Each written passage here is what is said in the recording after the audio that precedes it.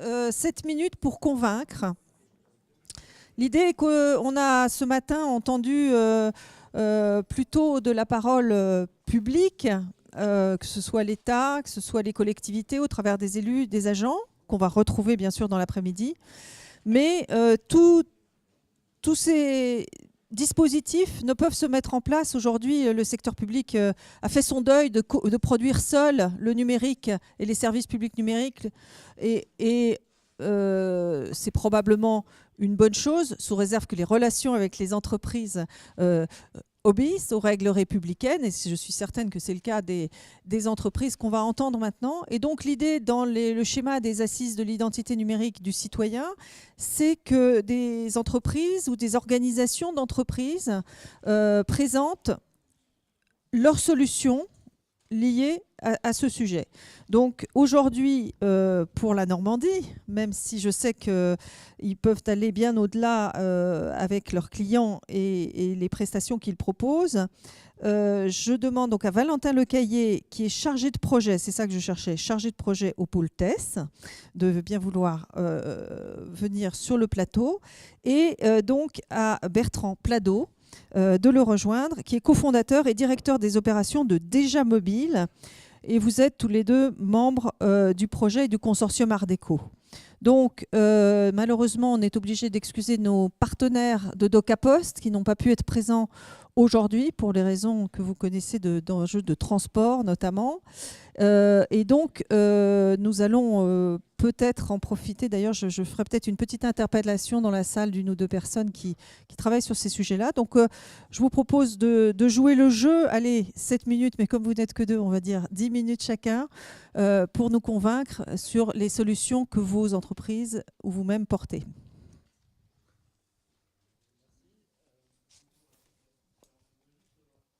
Faire une petite dégression. Oui, il y a les sliders. Attends. Petite digression. Je voulais féliciter nos amis du Cercle du Cogne pour votre présentation. C'était très intéressant. Le pôle organise un cycle de conférences qui s'appelle Oresme 21 sur la blockchain. La dernière était la semaine dernière, le 3 mars à Rouen. On est en train de co-rédiger avec nos adhérents un position paper, donc un document opérationnel sur la blockchain, sur les usages de la blockchain, et on est en train de faire naître des projets blockchain. Donc c'est pas dans 5 ans, c'est même dans quelques mois. Donc ça arrive, ça vient.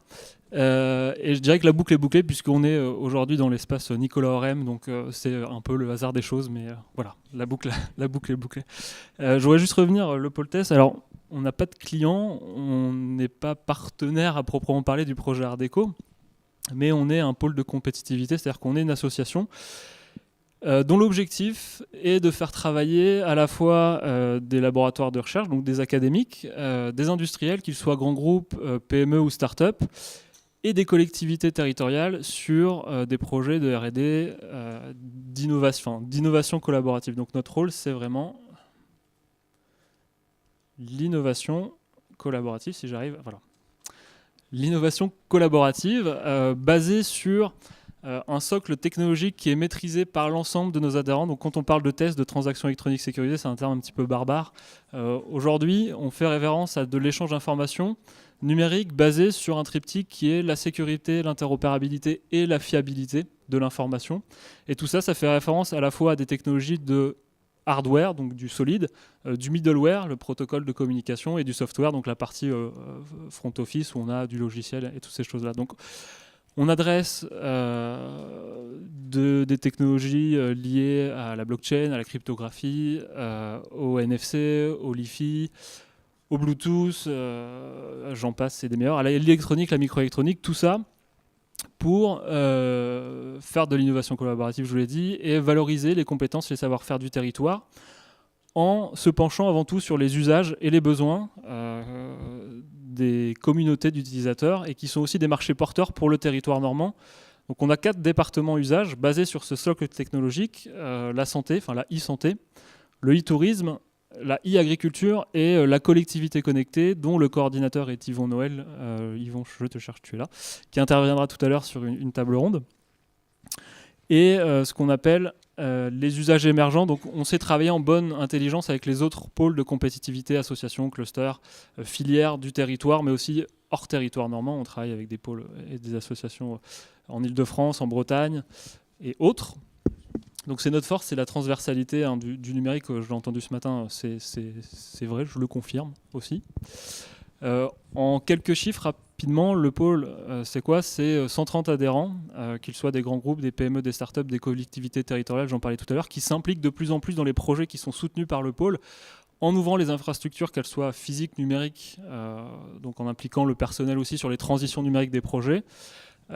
C'est 204 projets labellisés, c'est des rendez-vous organisés entre des grands groupes et des startups, parce que modifier un process de grand groupe prendra plus de temps que de faire appel à l'agilité d'une startup ou d'une PME.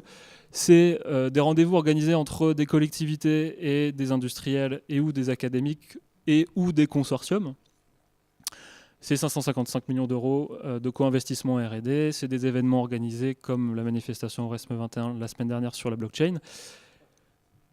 Et on est en fait une pièce d'un puzzle territorial composé d'acteurs du développement économique, de l'accompagnement d'entreprises, de l'internationalisation des entreprises, du DevEco, donc que ça soit de la région, de la nouvelle région Normandie, donc je ne vais pas citer le nom de l'agence de dev de la région Normandie, puisque le nom apparemment n'est pas encore fixé. Peut-être qu'Yvon, tu pourras confirmer un nom tout à l'heure. Mais sinon sur les agences de DevEco des agglomérations. Pardon, je t'ai peut-être fait un petit piège, c'est pas grave. Voilà, donc on sait s'inscrire dans une dynamique et une mouvance territoriale. Alors, je voulais parler de projets emblématiques pour laisser après la main à Bertrand justement sur Art Déco. Je vais moduler mon propos sur peut-être un peu d'histoire. Il faut savoir que Caen et la Normandie est le berceau de la technologie sans contact NFC, donc qui équipe les cartes de paiement sans contact et les téléphones mobiles. Et puis, il y a eu historiquement aussi de présence d'acteurs de la microélectronique et de la cryptographie qui ont fait naître le pôle. Et la Normandie a toujours été très active sur ces thématiques. Caen a été labellisé Ville NFC, a été labellisé territoire leader du mobile sans contact. Et tout ça a permis le développement de projets collaboratifs normands sur l'identité numérique du citoyen et les usages de ces technologies pour favoriser l'utilisation notamment du mobile pour la dématérialisation du ticket de bus ou l'accès à des services des collectivités comme les piscines. Donc, ce qui est intéressant, c'est, je remercie Ville Internet et France Connect de venir parler de la solution Ville Internet France Connect dans les régions hors Île-de-France. C'est aussi intéressant de voir ce qui se fait sur les territoires et de pousser un peu ces projets. Et c'est ce qu'on fait aujourd'hui, c'est que Art Déco, qui est un projet qui réunit des bas normands, enfin des Normands maintenant, et un Breton, une entreprise bretonne, et un Parisien, effectivement, avec ouverture, sur comment un écosystème d'industriels, d'académiques et des collectivités, puisque ce projet, en plus d'être soutenu par l'État et soutenu par les collectivités territoriales normandes, peut permettre de créer des services à destination des citoyens, mais aussi créer, in fine, de l'emploi et de la valeur humaine et économique sur le territoire normand. Si vous avez des questions, je pourrais répondre à la fin. Je vais passer la main à Bertrand en fait, pour faire la transition avec le projet Art Déco. Projet que le pôle, je vais arrêter de toucher à ça, que le pôle a accompagné sur un guichet de financement avec une expertise technique pour l'obtention d'un label, le label du pôle, pour rechercher, pour un dépôt sur l'appel à projet FUI qui est géré par la DGE, donc la Direction Générale des Entreprises, donc un fonds national. Merci Valentin pour ce passage de relais.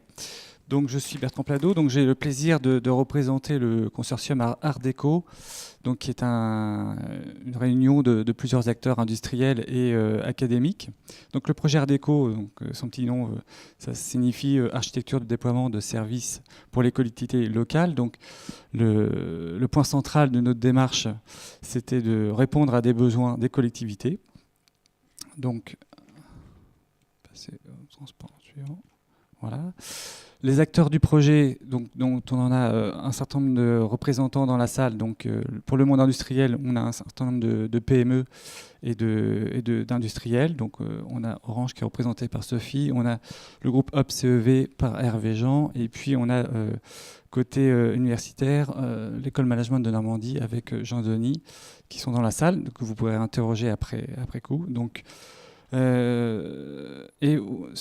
Donc c'est une initiative privée qui a été soutenue dans le cadre des projets coopératifs par la BPI, la Direction générale des entreprises, avec des fonds de la région Normandie, et puis accompagnée par le pôle TES, comme Valentin nous l'a signalé.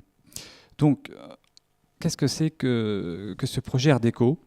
C'est une initiative qui s'est focalisée à répondre à la problématique de la gestion d'identité pour les services que les collectivités aujourd'hui doivent gérer. Donc les services à la fois de proximité, c'est-à-dire le transport ou tout autre type de service, piscine, bibliothèque, donc qui doivent nécessiter de prouver son identité pour y accéder. Et les téléservices, donc tout ce que vous pouvez accéder sur les portails Internet. Donc France Connect en a beaucoup parlé ce matin. Donc ce sont aussi des services d'une autre nature qu'on a regroupés dans ce projet. La problématique principale pour faciliter la vie des administrés et des citoyens, c'est les inscriptions à ces services. Donc comment faciliter le parcours client pour lui faciliter ses démarches et notamment réduire le nombre de justificatifs à fournir, éventuellement lui éviter de se déplacer et puis gérer également tous les supports associés puisque vous avez aujourd'hui différentes cartes et voire le mobile, pour accéder à ces services. Donc Amiens, ce matin, nous l'a très bien expliqué comme Rennes. Il y a une problématique sur les supports également. Donc ce projet a vocation à fournir aux collectivités un certain nombre d'outils et de choses concrètes pour avancer sur ces sujets. Donc apporter une solution globale pour ces collectivités. Donc, d'une part, il y a un état de l'art qui a été réalisé pour justement brosser l'état des lieux dans le domaine au niveau européen. Donc, ça a permis d'avoir une photographie de ce qui se faisait sur le domaine. Donc, ça, c'est disponible. Il y a eu également un travail sur les business models associés, donc comment les collectivités peuvent financer et comment financent-elles aujourd'hui ce déploiement de services. Ensuite, et là on y tient beaucoup, on a procédé avec une démarche de co-conception avec différentes collectivités parties prenantes. Donc on a notamment en proximité donc la région Normandie, Caen-la-Mer, la Manche, Saint-Lô, Vannes, Amiens, Lille et d'autres que je ne citerai pas tous, ont plus ou moins contribué et continuent de contribuer à cette démarche de prendre en compte les spécificités, les exigences terrain pour bien comprendre vos problématiques. On a aussi étendu un peu le champ de collaboration avec la CNIL, qu'on voit encore la semaine prochaine sur une après-midi complète pour aborder les sujets juridiques avec la spécialité de l'université de Caen, le laboratoire juridique. On a également rencontré plusieurs fois, et on va continuer les voir, le SGMAP pour assurer et garantir l'interopérabilité avec France Connect, puisqu'on, comme je vais l'expliquer, on s'appuie sur les mêmes standards, donc qui sont notamment le standard OpenID Connect, qui est un standard international qui permet de gérer les identités et de gérer l'interopérabilité entre différentes plateformes. On s'est rapproché également de l'ADSET, qui gère la partie support avec les problématiques Calypso, donc pour également coordonner nos travaux. Il était prévu aussi dans ce projet d'expérimenter sur le terrain, de tester nos solutions. Donc c'est encore une possibilité. Ce projet a démarré en 2014 et doit s'arrêter à la fin de l'année, mais il y a encore possibilité de tester concrètement des usages sur la base de nos solutions. Et comme je l'ai dit, on s'appuie uniquement sur des standards. Et le résultat, je dirais, le plus concret pour les collectivités, c'est de disposer de spécifications, donc des documents, qui pourront être repris de manière libre de droit par les collectivités pour procéder à leurs appels d'offres et pouvoir donc construire leur propre plateforme de gestion d'identité. Donc pour résumer un peu la problématique, c'est j'ai une collectivité, j'ai mes administrés ou des agents également. Donc je propose des services pour cette première collectivité. Donc je mets en place ma plateforme Art Déco qui va permettre de gérer les identités pour ces services. Et j'ai des supports, donc je dois prendre en compte des cartes, des passes d'enrôlement dans les mairies ou autres. Le mobile également est une partie prenante maintenant de plus en plus présente pour dématérialiser ces accès. Donc je vais devoir enrôler l'utilisateur au démarrage dans le système. Donc ça c'est une étape importante pour lequel les collectivités sont tout à fait légitimes, donc ils sont vis-à-vis de leurs administrés, il y a pleine confiance pour créer les comptes, créer le compte initial avec les justificatifs. Donc une fois qu'il est enrôlé, il va pouvoir s'inscrire à des services sans redonner ces fameux justificatifs. Donc la plateforme Ardeco permettra de fournir des attributs nécessaires à l'inscription d'un service sans devoir les rejustifier. Ils seront validés par la collectivité à ce titre-là. La dimension supplémentaire, c'est que j'ai une deuxième collectivité. Il ne faut pas oublier que le même citoyen est à la fois dans sa ville, dans son agglomération, sur son département et sa région. Donc j'ai différentes collectivités qui adressent le même citoyen et qui demandent de l'interopérabilité. C'est là qu'il y a matière à mutualiser une même plateforme de gestion d'identité pour ces différentes collectivités et de pouvoir bénéficier également de la gestion des attributs d'identité pour s'inscrire à des services sans avoir à redemander toutes les pièces justificatives. De la même façon, pour autant de collectivités qui se seront accordées pour le faire. Voilà les grands principes de fonctionnement et d'interopérabilité. Vis-à-vis de France Connect, qui a bien expliqué ce matin qu'ils apportaient des solutions pour les téléservices, mais pas pour les services de proximité, qui sont basés sur des supports. Donc ça, Ardeco apporte ce champ supplémentaire.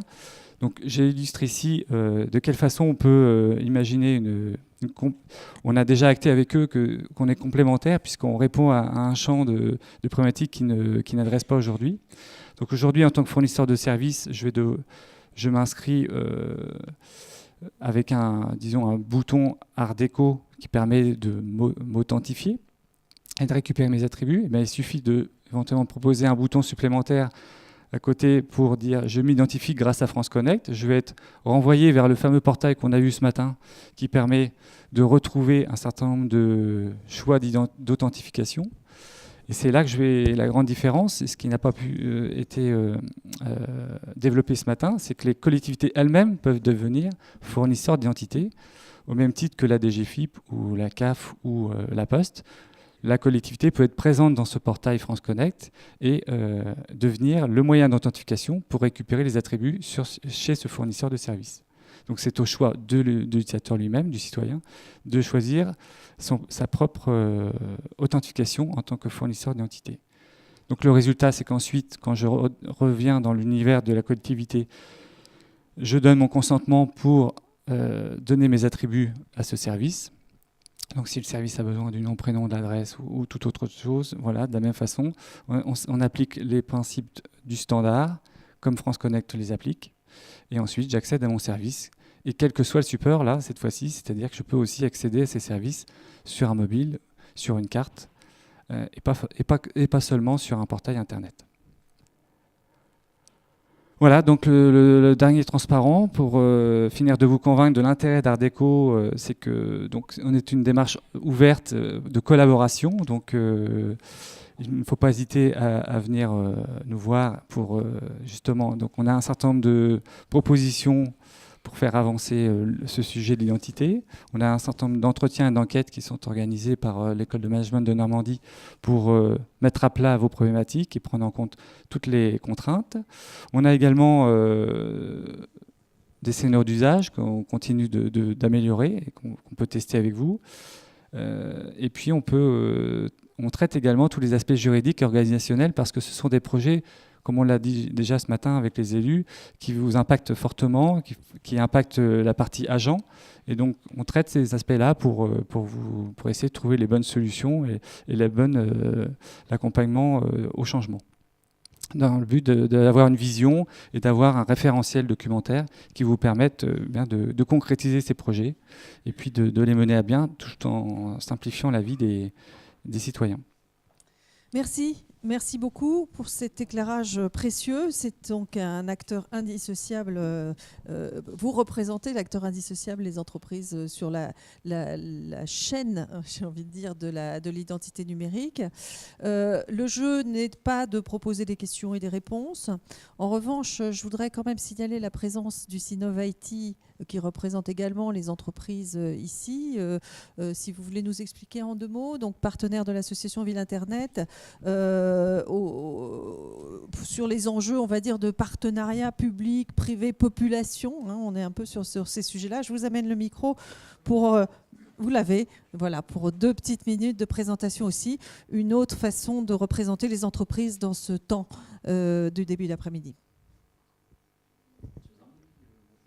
Oui, je suis le représentant Normandie de la branche métier Sinov IT de la fédération patronale Sinov. Il y a 2 fédérations patronales dans le domaine numérique en France, le Sinov et le Syntec. Sinov qui est la fusion en 2012 du CICF et du 3SCI. Et on parle souvent d'ailleurs de la convention collective pour l'ingénierie. J'entends souvent parler de la convention collective Syntec. En fait, c'est une convention collective Sinov-Syntec au départ, 3SCI Syntec, qui vient d'être actualisée d'ailleurs il y a relativement peu de temps. Et nous avons à l'intérieur de la fédération Sinov 14 branches métiers, dont des branches construction, environnement, infrastructure et une branche IT pour le numérique. Et c'est vrai que c'est une problématique qui nous intéresse énormément. Ça permet de défendre aussi et de discuter les intérêts de nos adhérents, qui sont des adhérents privés dans le domaine des sociétés, dans le domaine du numérique. Et nous avons des délégations à peu près dans toutes les régions de France, qui nous permet d'être au plus proche du terrain, à la fois de voir les intérêts, les discussions, les problématiques de formation, les problématiques de prestations et autres de nos adhérents, et à la fois de s'associer à de nombreuses manifestations autour du numérique, dont le partenariat avec Ville Internet, parce qu'on ne peut pas aujourd'hui être absent de ces discussions-là et être absent de ces partenariats-là. On travaille dans le domaine de la formation, on s'est associé par exemple avec la région Basse-Normandie qui a fait une étude sur la formation et sur les métiers en tension dans le domaine du numérique, une première en France à l'échelle régionale qui est sortie l'année passée. Voilà, on était des partenaires forts à ce niveau-là, là-dessus. Donc oui, c'est utile qu'on soit présent dans toutes ces manifestations-là parce qu'on est sur le terrain aussi et qu'on est face aux collectivités, face à ce que j'ai entendu ce matin, qui était particulièrement intéressant hein, sur la partie citoyenne et tout. Oui, on a un rôle à jouer et Merci. à exister. Merci pour ce témoignage qui me semblait essentiel, puisque effectivement, notamment les entreprises du Sinov IT qui ont ces clients si particuliers que sont les acteurs du secteur public, donc les collectivités locales notamment, seront également invités à contribuer, à s'exprimer, à présenter leurs actions sur l'atlas de Ville Internet dans la nouvelle plateforme qui va sortir à la fin du mois de mars. Et donc, on y verra apparaître aux côtés des collectivités locales les entreprises qui leur organisent, structurent, fournissent les solutions. Et donc, j'espère bien qu'on y retrouvera également Art Déco et le pôle test. Je vous en prie. Je peux juste un dernier point. En fait, Art Déco, c'est un peu le projet type d'innovation collaborative, c'est-à-dire qu'on mêle la technique, on va mêler aussi les usagers, les prescripteurs des solutions, on va mêler les sciences dures et les SHS, donc les sciences humaines et sociales, pour la partie acceptabilité aussi des solutions, parce qu'on ne peut pas co-concevoir une solution avec les gens de la technique. Les prescripteurs, si on ne met pas aussi les utilisateurs en bout de chaîne qui seront les utilisateurs du produit ou du service au final. Donc nous, on soutient à 200% Art Déco et on invite les autres collectivités à se rapprocher du consortium pour voir comment on peut créer justement de l'interopérabilité entre les collectivités et en plus d'entre les services. Très bien. Merci beaucoup à vous deux.